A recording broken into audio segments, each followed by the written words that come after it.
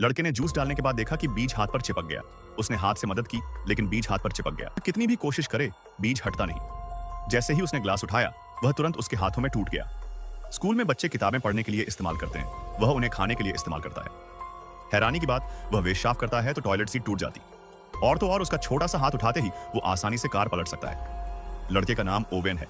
उसका कद छोटा है, इसलिए स्कूल में अक्सर सहपाठी उसे तवज्जो नहीं देते। यहां तक कि ग्रुप फोटो में भी वो अपना सिर नहीं ढूंढ पाता। लेकिन वह एक जबरदस्त मार्वल फैन है, जो हर दिन खुद को सुपर हीरो बनकर दुनिया बचाने का सपना देखता है।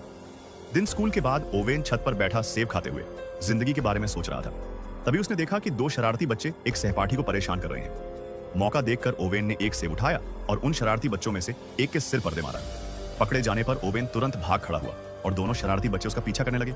ओवेन मौका देखकर एक बगीचे में छुप गया, लेकिन उसे पता था कि एक चींटी चुपके से उसकी गर्दन पर चढ़ गई। सही जगह देखकर उसने जोर से काट लिया। ओवेन की आंखों के आगे अंधेरा छा गया और वह जमीन पर बेहोश हो गया। जब उसे होश आया तब रात हो चुकी थी। वह आधी नींद में घर लौटा, बिस्तर पर चढ़ा और सिर रखते ही सो गया। उसे पता नहीं था कि चींटी का जीन धीरे धीरे ओवेन की कोशिकाओं को निगल रहा है। आधी रात को ओवेन अचानक जाग गया, फ्रिज से केक और मिठाइयां निकाल ली और जमकर खाने लगा। अगले दिन जब वह उठा तो कमरा पूरी तरह बिखरा हुआ था। नाश्ते के समय और भी अजीब बात हुई। ओवेन ने जूस का डिब्बा खाली करके रखा तो जूस का डिब्बा ऐसे उसकी हथेली से चिपक गया जैसे दोनों गहरे दोस्त हों। लेकिन उसके पिता ने उसे आसानी से निकाल लिया। जैसे ही ओवेन ने कांच का गिलास उठाने की कोशिश की, वह पल भर में ही उसके हाथ में टूट गया। हैरान पिता ने उससे कहा कि आगे से सिर्फ देशी कांच के गिलास ही इस्तेमाल करना। जैसे ही स्कूल का समय होने वाला था, ओवेन तेजी से स्कूल भागा। वह जैसे ही कक्षा का दरवाजा खोने ही वाला था, बगल में खड़ा उसका सहपाठी हैरान रह गया।